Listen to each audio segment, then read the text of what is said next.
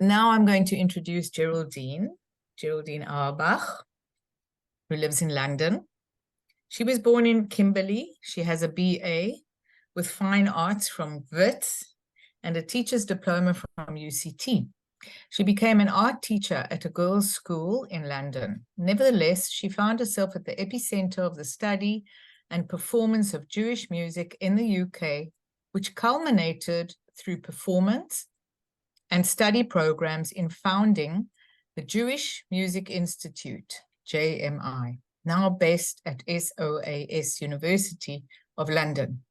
Since retiring as the director of the Institute in 2012, she has established the European Cantors Association, created gardens on the platforms of her local tube stations, I didn't know this, with her grandson, made a website for Kimberley with Eli Rabinowitz, and co-created CHOL, which is the community history online under the auspices of the Kaplan Center and South African Jewish Museum, as well as being involved with other projects. And I met Geraldine through the CHOL project. And there you go, Geraldine, your turn. Thank you very much. So we had the king of the violins, and now how does a girl from Kimberley get to meet the queen? Well, it's a story in Jewish music, but I have to say it was a very unexpected story. I didn't plan to have my life involved with Jewish music.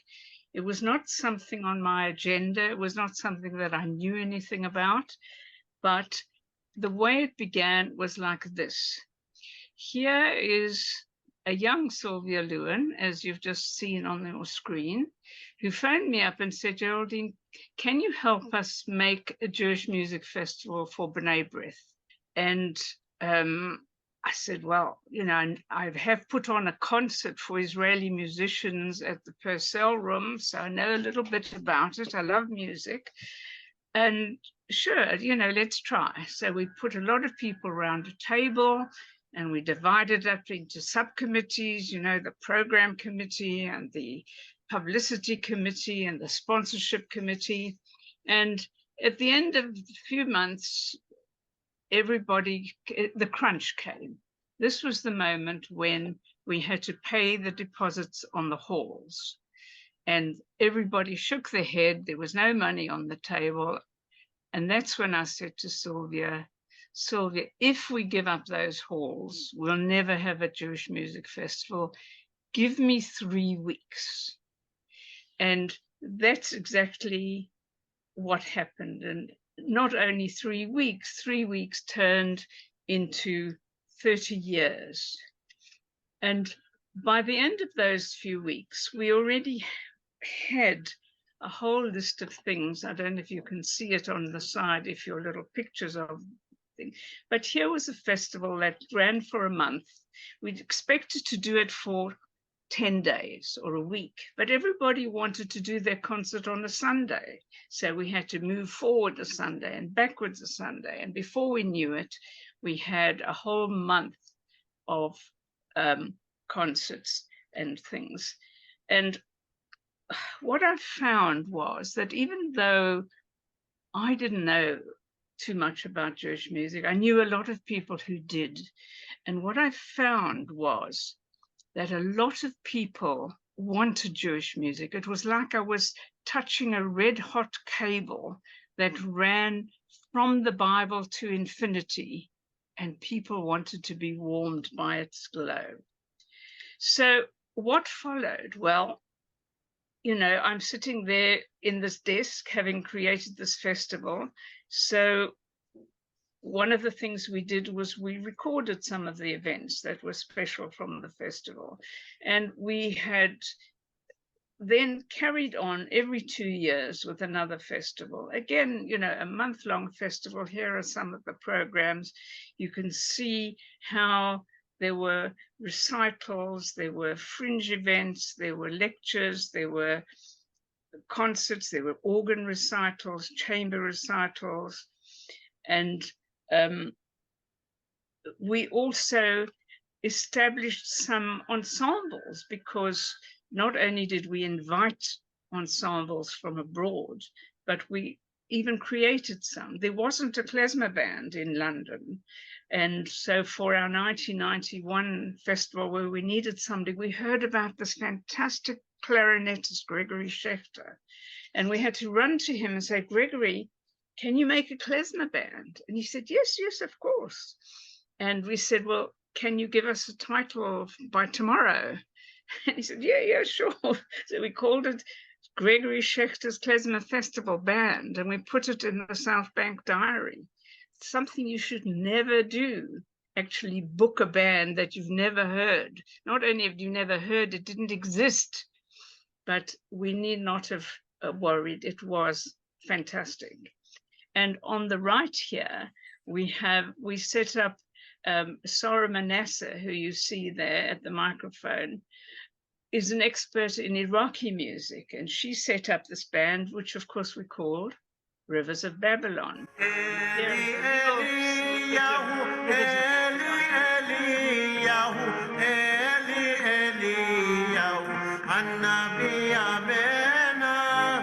Okay, so a snippet. So here are some of the recordings we made.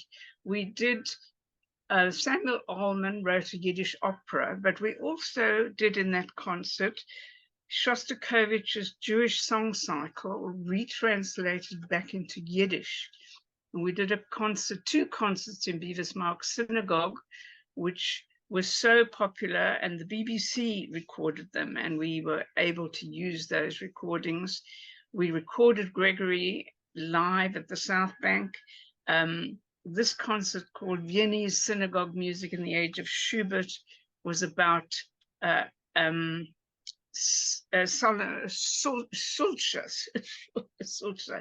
on his 100th anniversary. We did some special events. For instance, here in the very second festival, somebody brought us an oratorio called Kaddish for Terezin, and said, wouldn't we like to do that? So, you know, this was a bit daunting and only the second festival, but I did feel that it needed a particular ambience, a particular venue. You couldn't just put on a Kaddish for Terezin in a concert hall.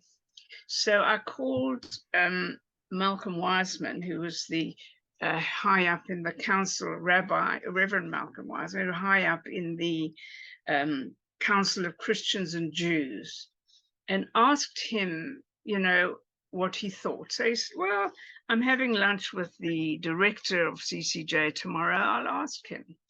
And the director said, you know what, last year I went to Israel with the Dean of Canterbury, and he had visited Neve Shalom, this village where Arabs and Jews live together and work together. And he said he'd like to have it at Canterbury Cathedral as a Holocaust memorial. He didn't want to put a plaque in the garden. That would be a good thing to do, which of course was very exciting. Then entered David Bloch.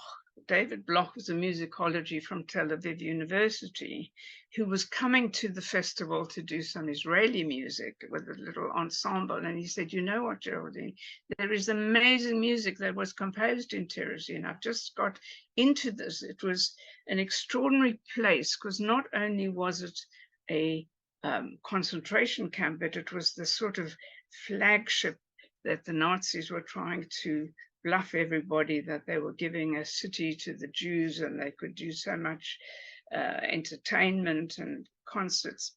But they did have freedom after their work to compose, to arrange concerts, and there was extraordinary creativity in Theresienstadt.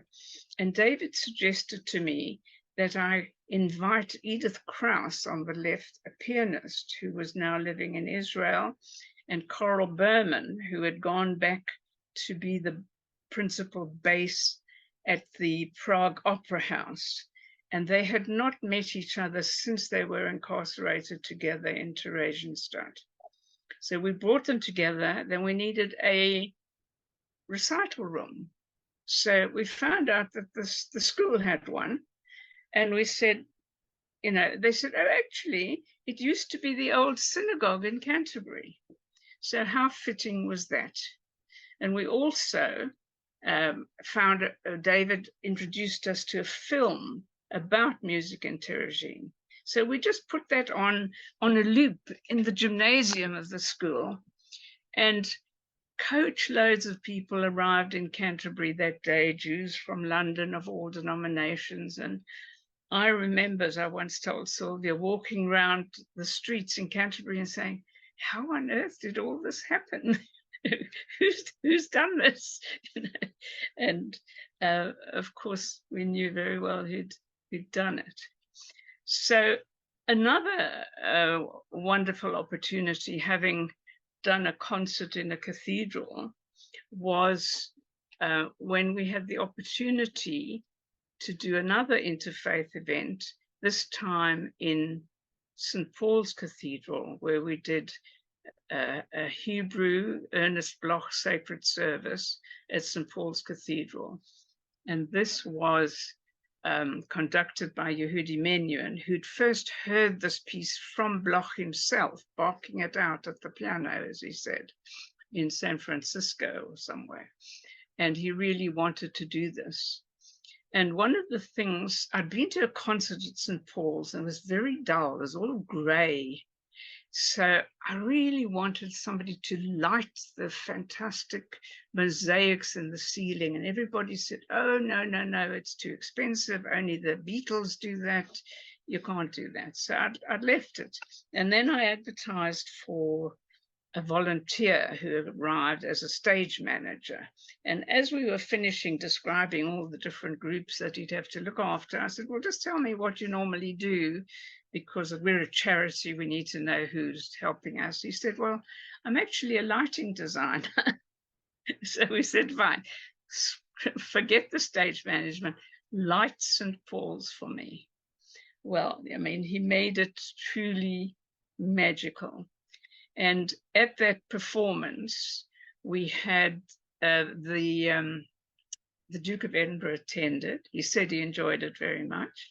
Here I am giving him what Sylvia suggested, a bound copy of the Jewish Music Festival programs up to then. And you can just hear a... Praise the Lord, praise the Lord with me. Let us exalt his name in one voice.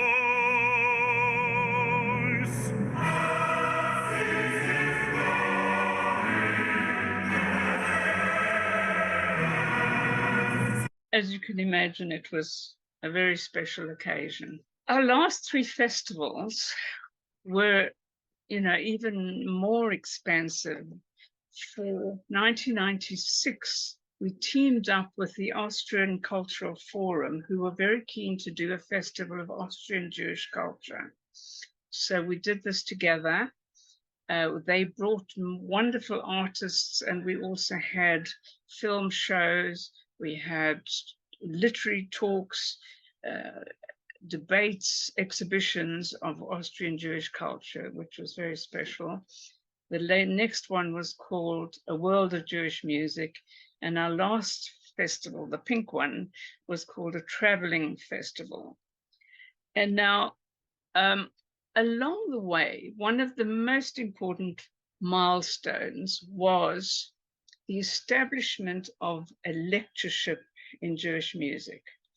Now, this came about through Malcolm Singer. We had a lot of Malcolms involved with our festival, which was quite relevant at the time. So Malcolm Singer was the conductor of the Zemel Choir, who had performed in Canterbury Cathedral and also at St. Paul's, together with other choirs. And he was also the conductor of the Symphony Orchestra of City University.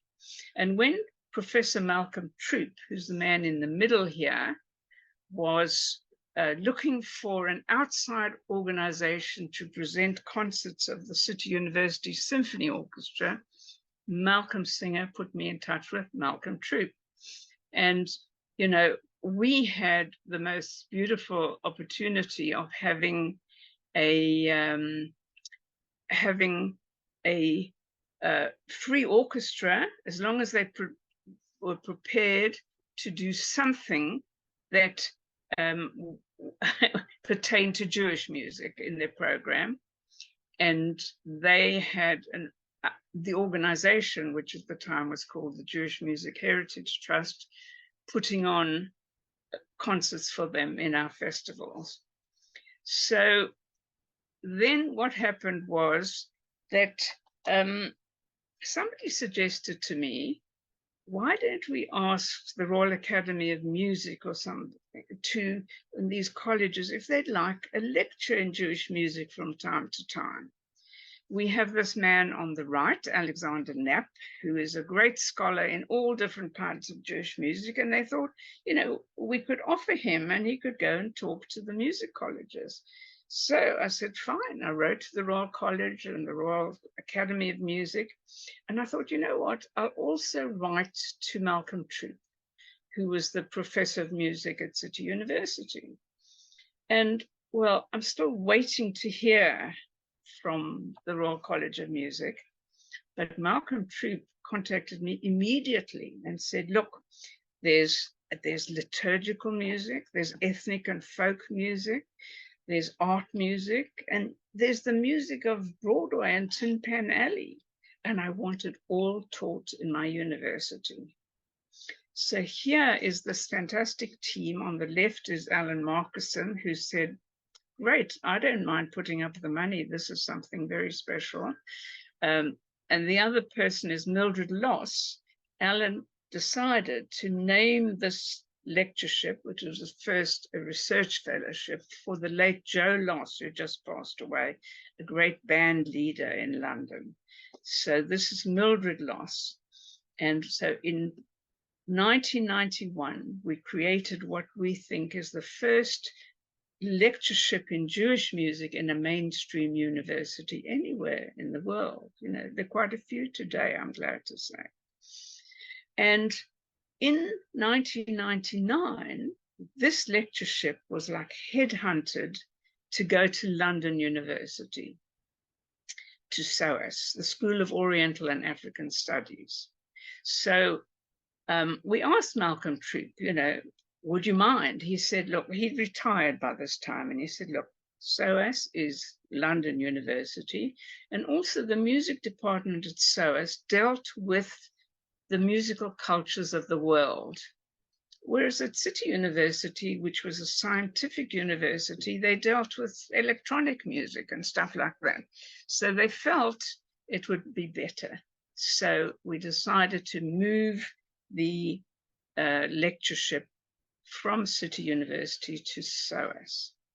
And then, wonder of wonders, we, who had already morphed and changed our name to the Jewish Music Institute from the Jewish Music Heritage Trust, were also invited to be based at SOAS. Now, that changed everything. You know, once at SOAS, we had university facilities, we had university backing.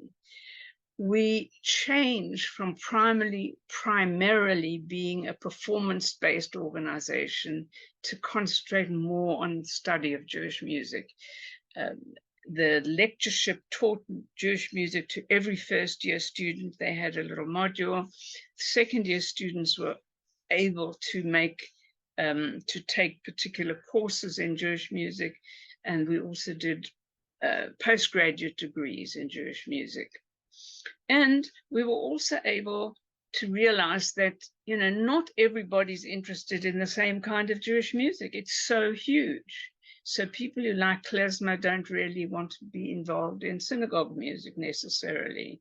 And so we set up particular forums and focus groups on bringing together the absolute experts in their field. And they had a team together to make concert programs and international conferences, which we did.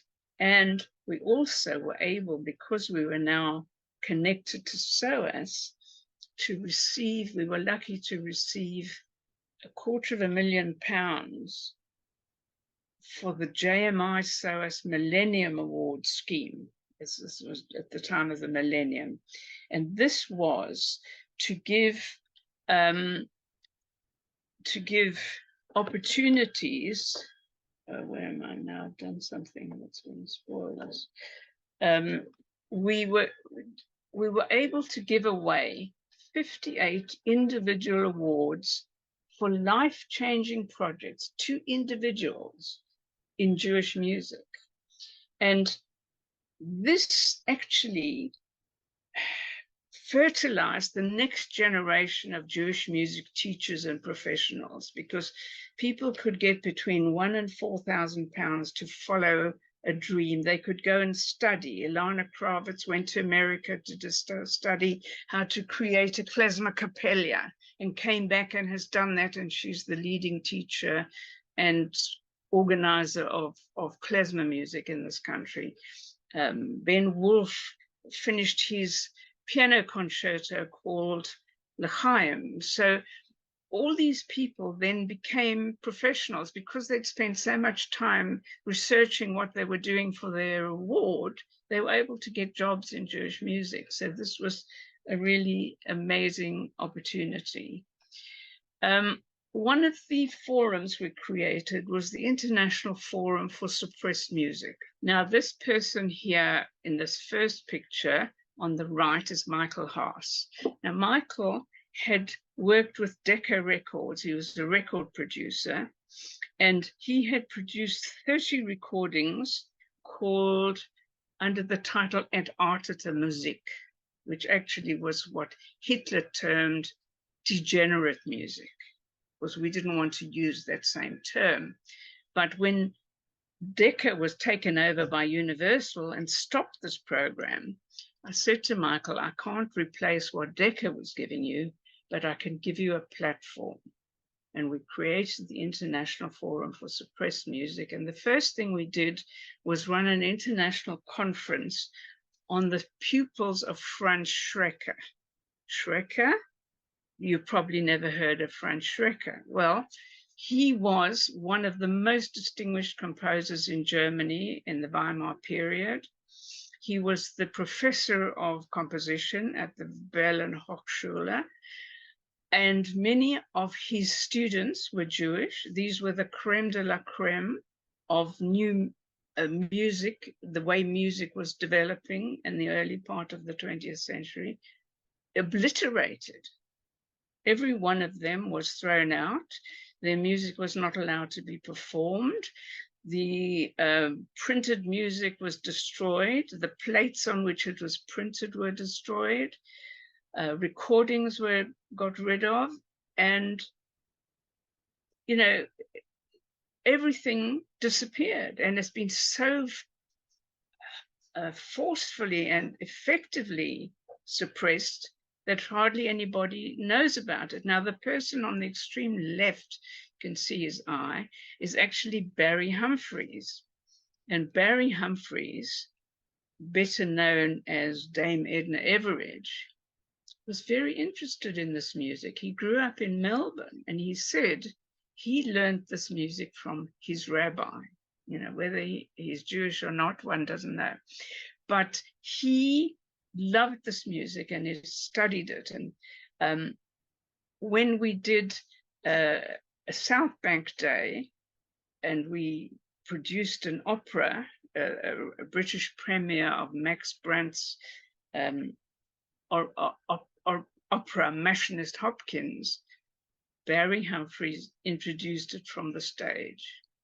And then we also did a series called Continental Britons, where we made recordings of composers who were suppressed in Europe, who actually came to Britain. And here is the list of these composers. We did 2 concerts at the Wigmore Hall, and round the corner at the Royal Society of Medicine, we had a seminar in between. And the person in between here is the director of the Jewish Museum in Vienna. And he came and then invited Michael to curate exhibitions, which he did for the next 10 years or so. He curated musicians on these composers in Vienna, at the Jewish Museum in Vienna. Now, I might have done something which stops my things going on. Okay, maybe that will do it. Yeah. Another international forum we created was for Yiddish culture. This happened because I knew that Michael Grade, now Lord Grade, was a fluent Yiddish speaker. He learned it from his grandma, who brought him up when his mother disappeared. And I asked him if he'd open our Klezfest, because once we had a Yiddish forum, once we were there, we ran Yiddish summer schools. And he said, no, can't do Sundays, no good. I'll do anything during the week. So we had to think, well, what can we ask him to do during the week that's significant? So I thought, I know. I'll ask him to launch our International Forum for Yiddish Culture. So there he is, telling the most fantastic Yiddish jokes at this reception to launch our Yiddish Forum. And then we also approached Lord Janno, who was another Yiddish speaker. He was the president of the Board of Deputies at the time, or had just been. And he said, no, why don't you come and launch it here at the Houses of Parliament? So sure enough, the next afternoon, we all trotted off to the Houses of Parliament. And here we see the two remaining Yiddish actors in London, Bernard Mendelowitsch on one side and Anna Zelnicke on the other, with me and Lady Schulte in the Houses of Parliament, and where we had the lullaby, Roshinkas mit Mandlin drifting out of the windows of what Greville said was the mother of Parliament.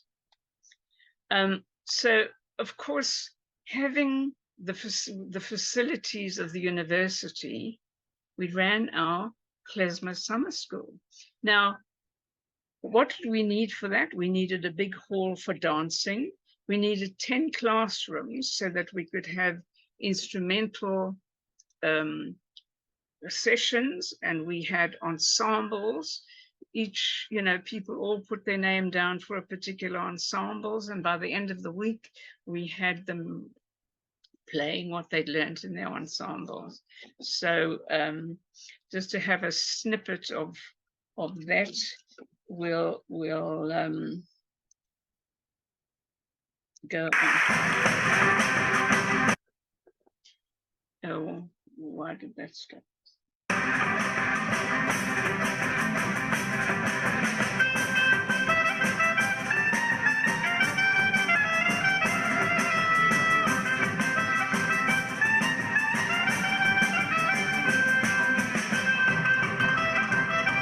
I mean, what happened there was that those tunes would be in our heads. We started at 9 o'clock in the morning with dance sessions, and it just went on all day and in the evening.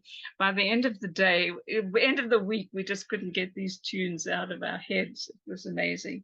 And then we also ran a separate song school alongside what we were doing. And will dir sagen, ich gleich zu Herren, als die sollst mir Liebe erklären.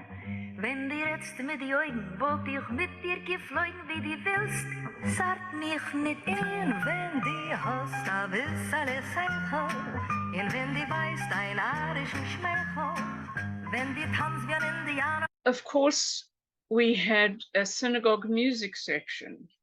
So for the Yiddish culture, I'd been to America, and we found all the really top teachers who we brought to London. Here, we put Stephen Glass in charge of our synagogue music section. Stephen grew up in Wembley in London, but nobody could employ him here. So he was employed by a big synagogue in Montreal as the director of music for the next 20 years. But he would come back and do things for us. And one of the ideas was to have a cantors concert, cantors in concert. We had 16 cantors.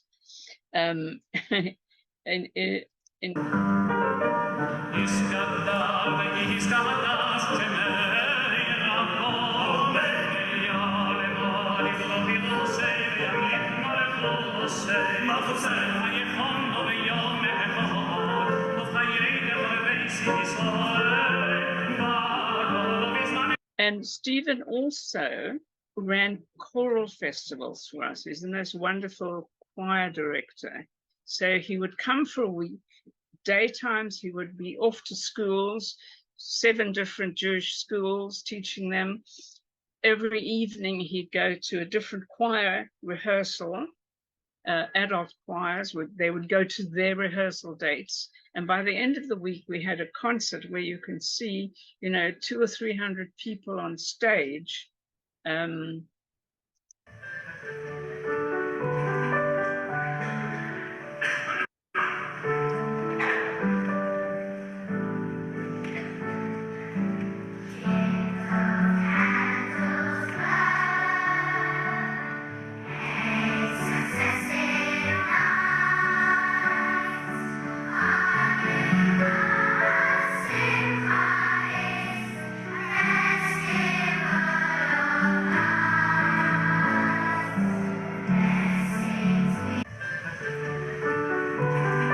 Okay, so we also set up with another Malcolm Miller, the Forum for Israeli Music.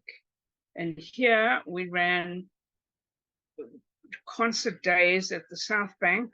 The young man in the middle is David Cohen, who was a young conductor who worked with Barenboim and the East-West Divan Orchestra, who conducted a little ensemble for us. This is Tasia Elias, who was a oud player, Palestinian oud player. And we had chamber concerts, we had discussions of all kinds of Israeli music. And in 2011, a big conference of Israeli music organized by Malcolm Miller and in association with the School of Advanced Studies at Senate House. So we managed to, one of the beautiful things we did for visiting composers from Israel, if you haven't got a lot of money, what can you do? So we decided to have a program called Visiting Composers from Israel. And we worked with the embassy, who we chose a composer, and they brought them out, paid for their travel, put them up for a week. And Malcolm would organize things for them to do, talks, workshops, lectures in different music colleges, the Guildhall School of Music, Kiel University, the Royal College, the Royal Academy. Here we see our first one, Menachem Wiesenberg on the right. And then after that was Michael Volpi on the left. And here you see him with his Trinity visitor's badge outside Trinity College of Music, giving a lecture and a presentation there, which was wonderful in opening up doors for Israeli music amongst the music colleges and music students in this country. Now, I'll just carry on with a few, as what I call cross-community events that the Jewish Music Institute did. Now, at the time of the Millennium Dome, I heard that they were doing on the weekends some sort of culture days. They were doing a day of Korean culture and a day of Japanese culture. So I went to see the people then. I said, you know, we've got a very significant Jewish community in this country. Would you like a day of Jewish culture? And yeah, they were interested. They said, sure, you know. So what did they do? They offered us 4 stages, fully manned with equipment and sound equipment and engineers. No money, but 4 stages on one day, the 9th of July. So we advertised this nationally, and we had not hundreds, but dozens of bands, choirs, instrumentalists, whatever, offering to come and do something in the Dome. So we had to filter them out. We eventually had about 28 acts and ran these stages, and many and people came in the coach load. There was a coach from Newcastle and from Cardiff who came to support their choirs who were being doing something in the dome. And the organizers said that that day had the largest attendance of any day during the whole year that the Millennium Dome was there. And we met some people, like Japanese people, who said, we've got to come back another day because all we've done today is go to the Jewish event. So we've got to come back to another time to see the rest of what's going on in the dome. And the other thing we did was klezmer in the park. Now, once we had, 8 or 9 fantastic teachers coming in from America that we had brought to run our klezmer program, because we didn't have people here at that stage who could do it. The Royal Parks actually got hold of me and said, Geraldine, we'd actually like to do something Jewish in the park, South of well, this is the most wonderful opportunity. We've got all these wonderful artists. So we arranged to have klezmer in the park. And what we would do is, here with the trumpet is Frank London, who is one of the greatest entrepreneurs and interpreters of klezmer. He's the klezmatics lead, one of their leads. And we'd ask him, we'd invite the public to bring their instruments and we teach them a klezmer tune. So we had hundreds of people playing their instruments. We thought of doing, going in for the Guinness Book of Records, but then we found that the biggest band filled a stadium. So we thought, well, we won't worry about that. We'll just concentrate on doing it. We also had dance leaders, and we would lead them in klezmer dances around the park, around the bandstand. And here you can see one of our bands. This band is called CHOL. They call themselves CHOL. And they were established during our Millennium Award. Somebody got a Millennium Award to set up this band, and it meant that they got a teacher once a week to come and teach these people the very, very best. And I'm glad to say that was in the Millennium year. This band, CHOL, is still going strong today. So, these are the kind of results of our Millennium Awards and our things. So let's just have a little bit of feeling of what the fun was like in the park.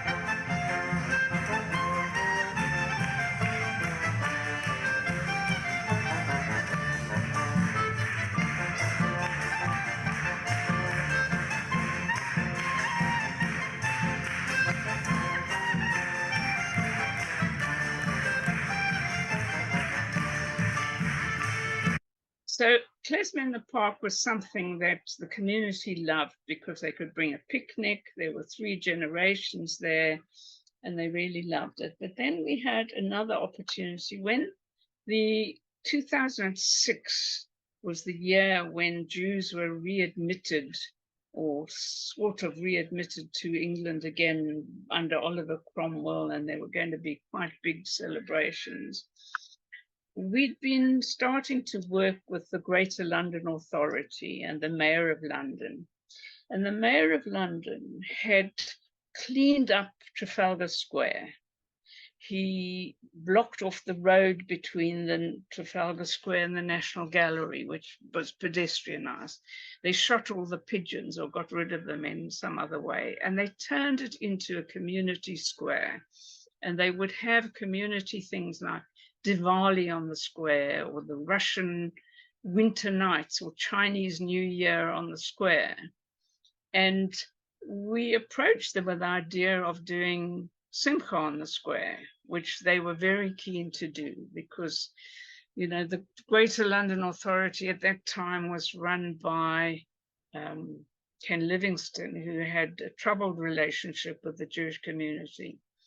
But nevertheless, this was a huge opportunity that I was not going to turn my back on. You know, here, I mean, can you imagine Trafalgar Square being Jewish for the day? If you look at this picture on the left, Simcha on the square on this huge stage.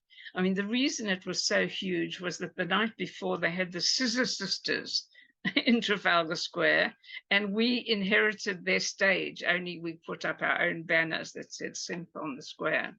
This beautiful design was made for us by Arnold Schwartzman, who designs for the Oscars in Los Angeles. He did this Simcha on the Square design for us. And you see here Nikki Gavron, who was the deputy mayor of London, who herself is Jewish, and she spoke from the stage. And you can see the large number of people who came for Simcha on the Square, which we ran for 3 years with multiple acts, wedding bands, Sephardi bands, dance groups, and, you know, was a really, really significant thing, bringing Jewish culture right into the middle of London for everybody to see in a very open and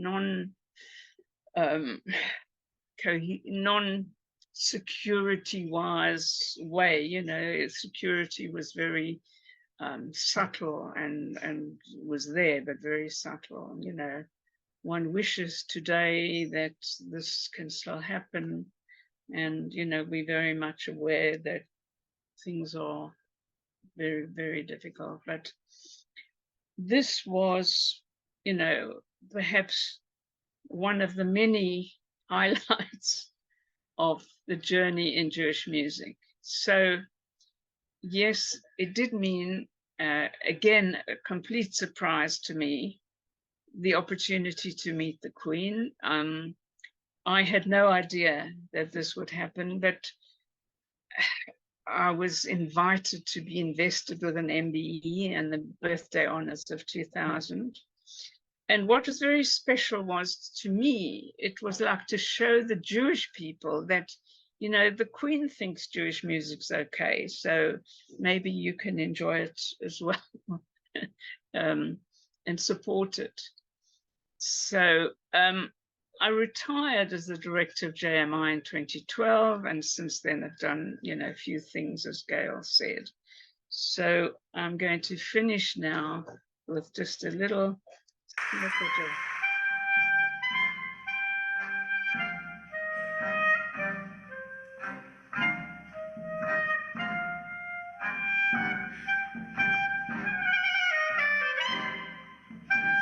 of this website is where all the old programs of the Jewish Music Institute are.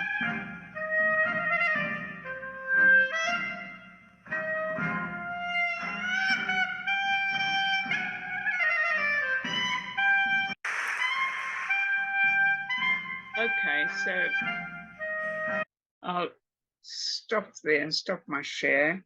And thank you very much for listening and for sticking around, and hope it's been of interest to you.